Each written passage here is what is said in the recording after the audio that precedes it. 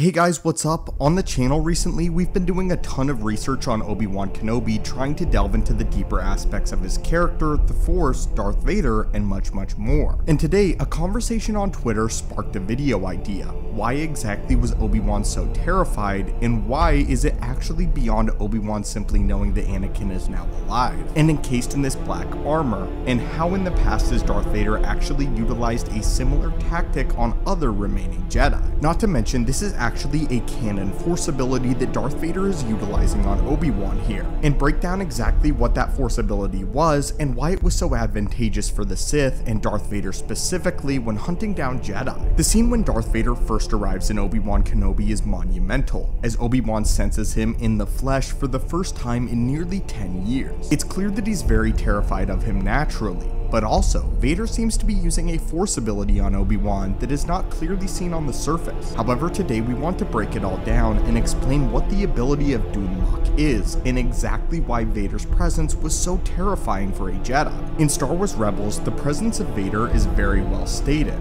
and Vader actually actively uses a Force ability to corrupt the minds of the Jedi that he encounters. As it is described in Star Wars Rebels, Vader projects anger, hatred, suffering, and when in his presence, it's like a wave of sorrow is crashing into you. This is exactly what is occurring with Obi-Wan Kenobi. Not only is Obi-Wan shocked that his apprentice survived their encounter all the way back on Mustafar, and he's shocked at exactly what Darth Vader has now become and the full potential of his dark side and his suffering, but Darth Vader himself is actually actively amplifying these feelings and emotions within Obi-Wan, again with a Force ability known as Dunmok. Make him doubt himself, his beliefs, or his intentions. Such things disrupt connections to the Force, and death soon follows. This is a quote from a droid known as HK-47 to a Jedi. The quote takes place during the Old Republic era when a Jedi is having to face down a Dark Lord of the Sith, Darth Sion, a Sith Lord that uses the same ability that Darth Vader uses in Obi-Wan Kenobi. The description of Dunmok goes as follows.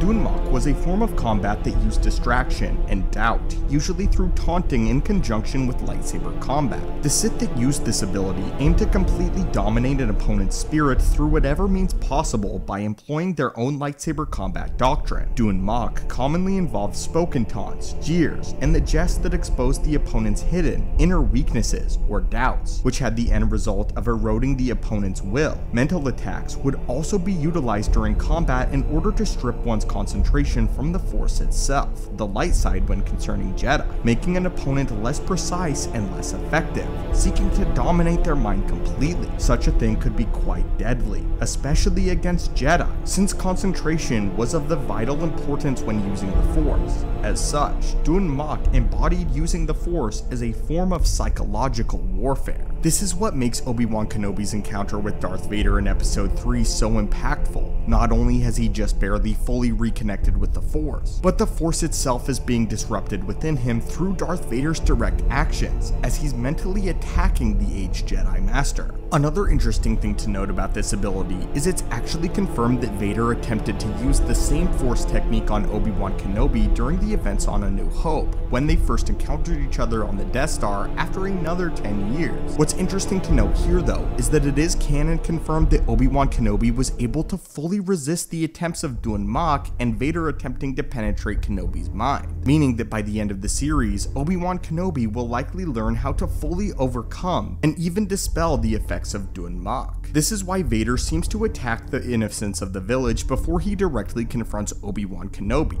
He does this for a few reasons. One, he wants to draw Obi-Wan out, and second, he wants to instill in him as much fear as possible, letting him know that his Padawan, Anakin Skywalker, is now fully dead and gone, and that only what Obi-Wan Kenobi made of him is left behind in Darth Vader, Lord of the Sith. Darth Vader's very presence seems to induce some sort of panic attack within Obi-Wan Kenobi. We saw this at the end of the second episode after Obi-Wan fully reconnects with the Force, and Vader is able to sense him for the first time in a decade. And then again even stronger in Episode 3, where Vader and Kenobi are able to encounter one another in the flesh again for the first time in over a decade. Darth Vader can sense the mental weight that this encounter has had within Obi-Wan Kenobi, and the fact that Obi-Wan directly blames himself for the fall and collapse of the entire Jedi Order and the Republic, because he was not a good enough master to Anakin Skywalker, not to mention that Anakin has now been fully corrupted by the darkness and Sidious. Darth Vader can actively sense these fears within Obi-Wan Kenobi, and because of this, he wants nothing more than to attack him, physically and mentally, make him suffer. This is another major reason why Darth Vader does not choose to directly kill Obi-Wan Kenobi, as his suffering and the cycle is not yet fully complete. On his own, the mental fortitude of Obi-Wan Kenobi is quite great, but again, when faced with the might of Darth Vader, who has been trained directly under Darth Sidious, who actually in canon has been noted as the master of Dun Mok and the greatest utilizer of Dun Mok of any Sith Lord in galactic history. It's even been noted that this is the Force ability that Darth Sidious used to cut down 3 Jedi with ease during the events of Revenge of the Sith. And if Darth Sidious ever wanted to, he is able to pour out all of this intense emotion and fear onto the minds of an innocent Jedi, with Darth Vader's capabilities and power in this Force ability being comparable to that of his master.